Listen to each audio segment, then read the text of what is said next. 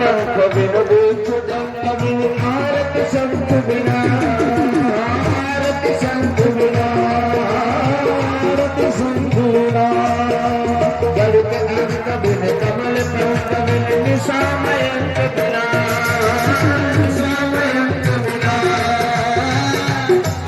बिना योग भ्रमर कीर्तन रावण नहीं काम बिना योग भ्रमर कीर्तन रावण नहीं अच्छे काम बिना जाए दीवाना राम के नाम बिना जाए दीवाना राम के नाम बिना राम के नाम बिना राम के नाम बिना राम के नाम बिना रे बंदे राम के नाम बिना जाए बेटा बाप रे राम के नाम बिना जाए राम के नाम बिना जाए बाप रे राम के नाम बिना जाए बाप रे राम के नाम बिना ओ राम के नाम बिना राम के नाम बिना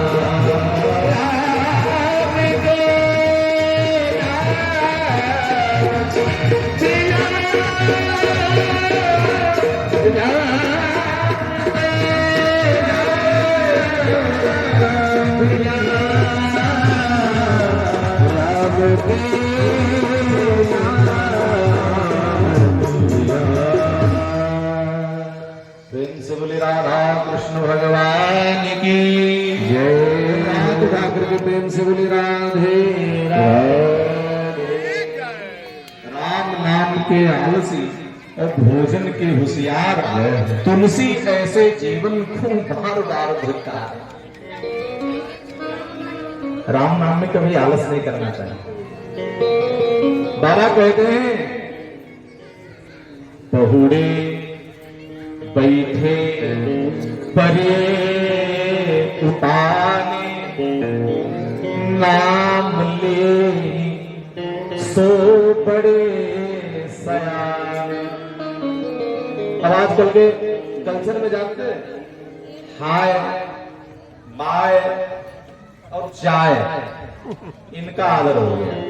राम राम करना जानते नहीं कि किसी से मिले तो राम राम का। अच्छा हाय बाय से क्या मिलेगा? कुछ मिलेगा? ये लोग भी नसा रहे पर लोग भी नसा रहे। कभी मेरी बात मान लेना, कभी आप किसी से मिलिए तो क्या करके मिलेंगे? जोर से बोलिए। हाँ अच्छा फोन उठाते हैं, जैसे फोन आया, अब फोन आया तो क्या बोलते हैं? हाँ राधे राधे बोलना है। ये ट्रेनिंग सेंटर है, हम आप लोगों को समझा रहे हैं, मान लीजिए मेरी बात। हेलो हाय छोड़िए और जय श्री राम।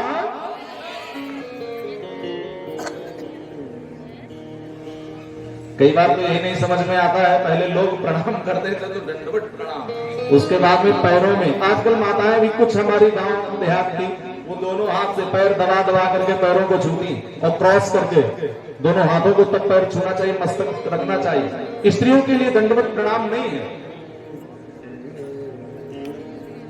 उसके बाद में लोगों ने केवल एक हाथ से पैर छूना शुरू किया और अब तो घुटने छुए जा रहे हैं। और अब घुटने भी नहीं, अब तो दूर से ही पता नहीं आशीर्वाद देते हैं कि लेते हैं, भगवान जाने क्या करते हैं। बोले महाराज जी, तो बड़ा डर लगता है कि ये दिखा तो नहीं रहे कि महाराज जी। बोली बोली बाके बिहारी सरकार की हो गए भव से पार लेकर नाम तेरा। बहुत लोग पार हो गए। तस्मात् संकीर्तनम विष्णु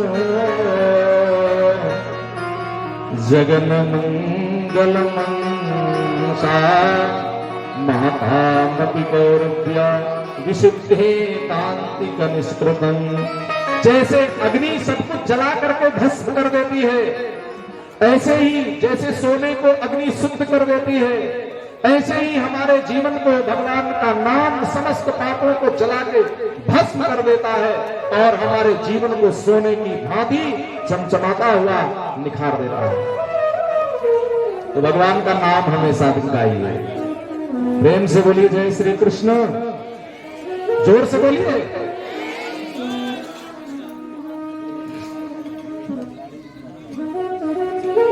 भगवान के पार्षद अजामिल को लेकर के भगवान के धाम को चले गए।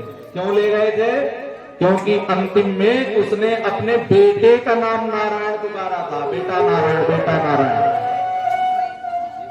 हम एक जगह गए, हमने तो देखा है अब तो लोग बच्चों के भी नाम पहले जैसे उमा देवी, रमा देवी, लक्ष्मी, नारायणी, वैष्णवी ये होती थी। अब लक्ष्मी, नारायणी, वैष्णवी, उमा ये नहीं होती। अब कौन होती? अब स्वीटी होती, अब पिंकी होती, और पता नहीं क्या क्या नाम, भगवान जाने क्या क्या रख देते हैं नाम। अरे एक लोगों का नाम हम सही बता रहे, अपने बच्चे का नाम रख दिया बिक्की। हमने कहा ये कौन सा नाम है? एक का नाम रखा दिक्की। अच्छा दिक्की बिक्की ये क्या करेंगे? गप्पू, पप्पू, लल्लू ये कोई नाम है? रामचंद्र, कृष्णचंद्र, श्याम सुंदर, मोहन है। भगवान के नाम से भी कोई प्यारा नाम होगा? अच्छा भगवान से ज्यादा कोई हमारा है और कोई मॉडर्न हो सकता है? मेरे ठाकुर जी के समान दुनिया में कोई नहीं है, ना कोई हो सकता, ना इतना प्यारा किसी का नाम हो सकता। आज भी प्यार से लोग अपने छोटे बच्चों को कान्हा कहते हैं। कृष्णा, कान्हा, मनमोहन ये भगवान के प्यारे नाम हैं। ऐसे नाम अगर बच्चों के रख लेंगे ना तो अपने आप भजन बनेगा। विष्णु सहस्त्र नाम राम रक्षा स्तोत्र में कहा गया है, वाल्मीकि जी ने कहा है, राम रामेति रामेति रमे रामे मनोरमे सहस्र नाम तत्तुल्यम राम नाम वरानन। 1000 नाम लेने के बराबर नाम है राम का नाम। एक बार कोई ले ले 1000 नाम के लेने के बराबर है, इतना पावरफुल नाम है। नाम की महिमा को बताया। अजामिल जैसा पापी जब कर गया तो हम लोगों को चिंता करने की क्या बात है? बशर्ते जिंदगी में ये नियम अपनाई, मिलते जुलते आंख खोल के जब भी आप आंख खोलिए भगवान का नाम लीजिए। राम राम, कृष्ण कृष्ण, राधे राधे, जो भी आपको प्यारा लगे। बोली बांके बिहारी सरकार की। वृत्तासुर पर भगवान ने कृपा की है। वृत्तासुर की कथा आती है और अपने यहाँ भारत देश में दान देने के लिए तो वृत्तासुर के उद्धार के लिए जो वज्र का निर्माण हुआ वो हमारे नैमिषारण्य में एक ऋषि हैं, उनका नाम है दधीच जी। दधीच जी के पास देवता आए थे तो उन्होंने अपनी अस्थियों का दान कर दिया था। धर्म के लिए शिवी, दधीच, हरिश्चंद्र, नरेशु सहिव धर्म ही तो कोटि कलेशु। इन्होंने धर्म के लिए कितने कष्ट उठाए। भागवत जी के 7वें स्कंद में प्रहलाद जी ने कितने कष्ट उठाए। खंभे से बांधा, पिता ने कहा बताओ कहां राम? और प्रहलाद जी कहते हैं पिता जिस खंभ में बांधे पिता इसमें भी मेरा राम। और जैसे खंभे में वार किया वैसे भगवान नरसिंह प्रकट हो गए। दुष्ट हिरण्यकशिपु का पेट फाड़ डाला और सारे वरदान पूरे कर दिए। जिसने वरदान ब्रह्मा जी से मांगे थे, नाम सर्वर देवान तमन्ना साध पचा विधि न भूमि नाम बड़े मृत्यु नाम नरे नाम बजे गए, एक पल में संहार कर दिया और प्रहलाद जी पर कृपा कर दी। प्रहलाद जी से कहते वरदान मांगो, क्या चाहिए? भगवान कहते वरदान मांग लो बेटा, जो कुछ चाहिए मुझसे मांग लो। प्रहलाद जी ने भागवत जी में बड़ी उत्तम बात कही, बड़ी अच्छी बात कही। वरम वरे एतद वरदेशं महेश्वर यद निंदित पिता में त्वाम विध्वंस्ते जयेश्वर। अगर देना है तो आप हमको कुछ और नहीं, वरदान में मेरे पिता को अपना धाम दीजिए। भगवान ने कहा तुम्हारे जैसे संत, तुम्हारे जैसे भगवत भक्त जहां पर जन्म लेते हैं उनका कुल तो धन्य हो जाता है। जिनके द्वारा जिन माता के गर्भ में पलते हैं, जिन माता के गोद में रहते हैं, वो तो धन्य हो ही जाते हैं, उनका घर कुल धन्य हो जाता, पीढ़ियां धन्य हो जाती हैं, उनके नगर के लोग धन्य हो जाते, और जो जो उनके संपर्क में आते हैं वो जन सब धन्य हो जाते हैं। कहाँ पर है?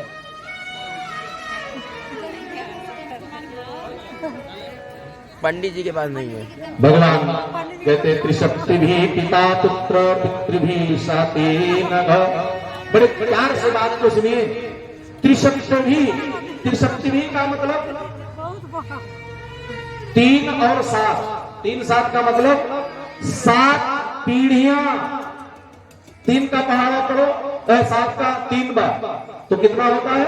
7 पूरी 21 पीढ़ियां कर जाता है। भगवान कहते त्रिशक्ति भी।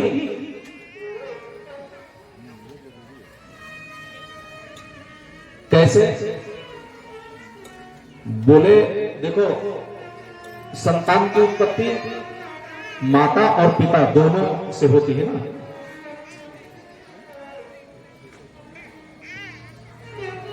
जहां से माता जी जहां पली है, भक्त की मां जहां पली है, उनके माता पिता और उनके भी माता पिता,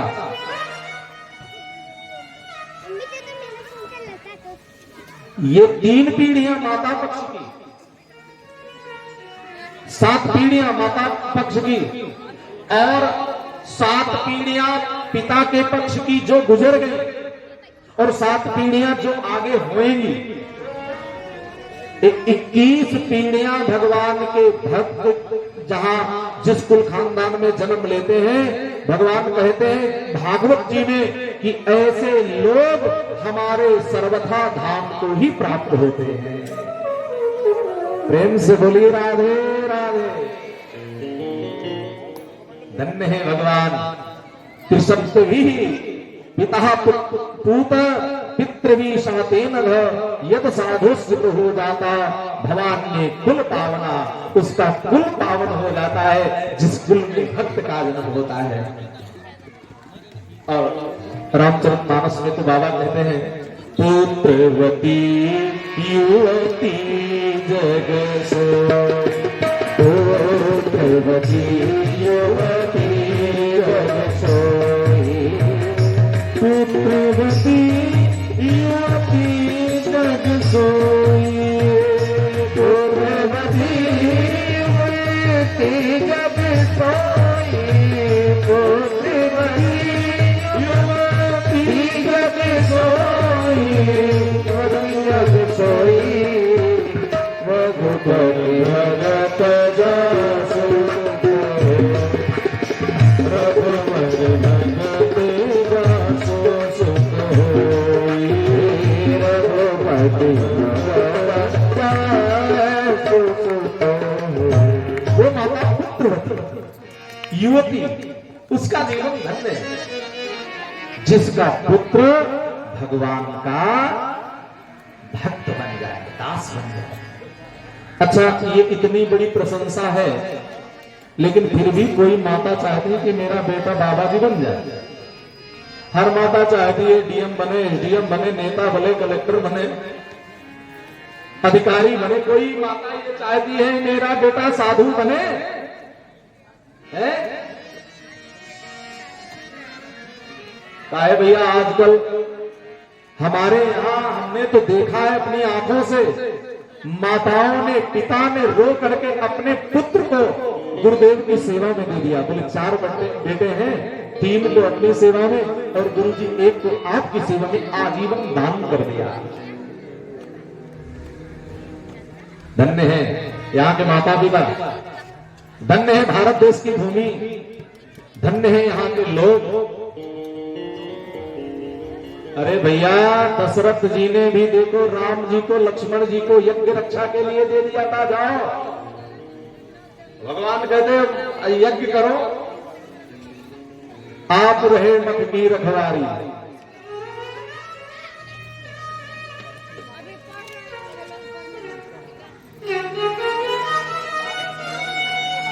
जीवन धन्य बनाना है, यदि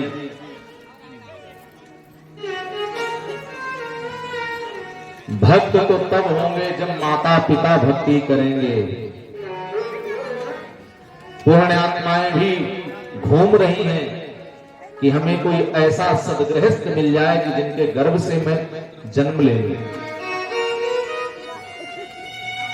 हमने तो देखा है बड़े बड़े पढ़े लिखे इंजीनियरिंग की पढ़ाई की हुई डॉक्टर बड़े बड़े पदों पर, आपने नाम सुना होगा, हंसने की बात नहीं है, डीके पंडा साहब जी का नाम सुना होगा। पुलिस के इतने बड़े अधिकारी, उन्होंने अपनी सर्विस को रिजाइन कर दिया और भगवान की दासी बन के, कुंडल पहन के, मांग भर के, भगवान की गोपी बन के वृंदावन चले गए। दुनिया के पद सब फीके हो जाते हैं भक्ति के आगे, वो अमर हो जाता है जो भगवान की भक्ति कर ले। नारद जी कहते प्रहलादोपि तथा चक्रे पितुरिया सांपरायिकं यथा हम भगवान अभिषेको दुजत्तम। भगवान कहते प्रभु जी अब प्रहलाद जी का भक्त का अभिषेक हो जाए राज सिंहासन पर, भक्त राज्य करेगा तो भगवान को कितनी खुशी होगी, नारद जैसे ऋषियों को कितनी खुशी होगी। राज सिंहासन पर भक्त बैठना चाहिए, क्रूर व्यक्ति कभी ना बैठने पाए। याद रखिए, जो राज सिंहासन पर बैठे और उनका, हमारा लोगों का यह धर्म होना चाहिए, कभी कोई ऐसा व्यक्ति राज सिंहासन पर ना बैठ जाए जो पाप कर्म करने वाला हो, भगवान का भक्त हो।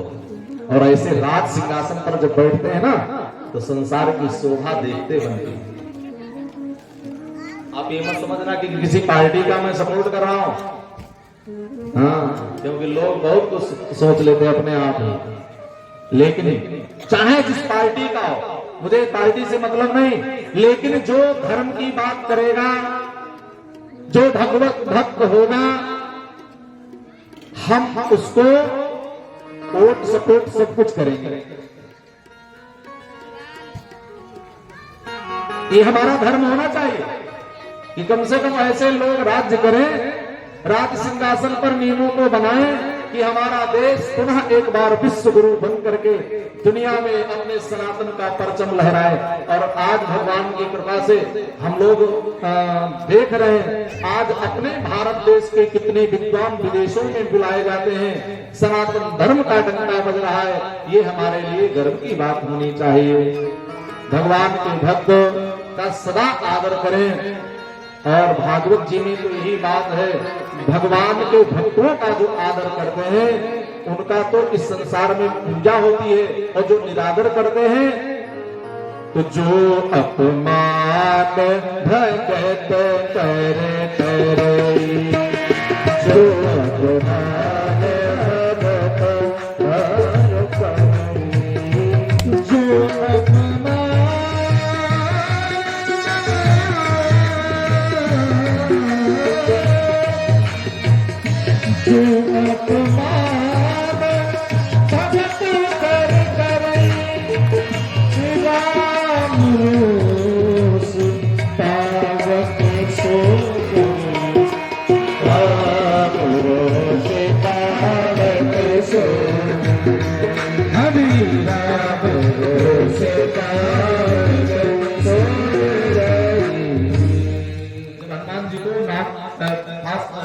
में बांध करके रावण के पास पेश किया गया, तो रावण ने बाद में क्या कहा आखिरी में, बोले पूछ ही नगर जहां जाई तब सब निज माथे ले आई। रामदूत के पूछ में तेल बोल करके कपड़े बांधो और आग लगा दो, पूछ जल जाएगी, बानर ढूंढा जाएगा, तब सब निज माथे ले आई। रामदूत का लंका में अपमान हो रहा है, याद रखिए। राम भगत का, रामदूत हनुमान का निरादर जब होने लगा, लोग करने लगे, तो लोगों ने क्या किया, रावण ने कहा था तेल बोर पट माने कपड़ा, तेल बोर पट बांध कुनि पावक देव, आगे लगा दो। लोग क्या कर रहे हैं, ये राक्षस है ना। रावण ने थोड़ा कहा, वो चिट्ठी पहले चलती थी तो चिट्ठी में लिखा जाता, थोड़ा लिखा अधिक समझना, थोड़ा कहा ज्यादा समझना। इन्होंने थोड़ा कहा, ये ज्यादा समझ लिए। कितना ज्यादा, बोले रहा नगर बसन घी के, घृत नहीं रहा, घृत माने घी, उसने तेल कहा और घी लपेट रहे, घृत तेला, तेल की बारी आई, तेल तो बाद में, राजा ने कहा तेल तो हम लोग बढ़िया देसी घी सेवा होनी चाहिए, खिलाने के लिए नहीं, जलाने के लिए घी का प्रयोग, राम भगत को जलाने के लिए घी का प्रयोग। अभी हम कथा कर रहे थे और एक माई 1 किलो डिब्बे में घी बना के लाए, बोली गुरुजी, ने कहा जी, बोले गुरुजी ये आपके लिए हम घी लाए अपने हाथों से बना करके, हमने अपने हाथ से बनाया, इसे आप खाइए। हमने कहा नहीं माता जी हम नहीं खाएंगे, आप खाना ना। बोले नहीं गुरुजी, आप कथा सुनाते हैं ना, और कथा सुनाते हैं तो आप में ताकत रहनी चाहिए, आप हमेशा सेवा करते रहे, आप स्वस्थ रहेंगे, दिव्य रहेंगे तो कुछ सेवा हो पाएगी। हमने कहा माँ आपके चरणों में मेरा प्रणाम। माँ जैसी भावना इतनी पवित्र कि ये कितना सुंदर भाव, कीमत घी की नहीं है, कीमत यह है कि उस माता की भावना कितनी पवित्र है कि महाराज जी राष्ट्र में सबको भगवान की कथा सुनने का अवसर मिले। और हम सही बता रहे हैं, हम तो हमेशा भगवान की कथा ही कहते, कहीं कुछ कम मिला कहीं कुछ ज्यादा मिला उससे मतलब नहीं है, कथा होनी चाहिए। हर 8वें दिन भगवान की कथा का हवन और 9वें दिन दूसरी कथा का शुभारंभ होता ही होता है। और भगवान की इतनी बड़ी कृपा है ठाकुर जी की कि एकदम ठीक रखे, हालांकि थोड़ा कमर में दर्द हो जाती है, लेकिन फिर भी भैया जो यहाँ तो दिन भर बैठते हैं, भाग दौड़ करनी पड़ती, माथा पच्ची करनी पड़ती बहुत ज्यादा, फिर भी भगवान की बड़ी कृपा है कि ठाकुर जी सब कुछ कर करा रहे हैं। और मैं निवेदन चाहूंगा इसी कथा के मध्य में, हमारे भैया कहाँ चले गए, आइए भैया, कथा के मध्य में अभी झांकियां भी होनी है, भगवान का प्राकृतिक सुंदर स्वरूप आप सबके सामने आएगा। कुछ हम लोगों का भागवत पीठ से निवेदन है, ये देखिए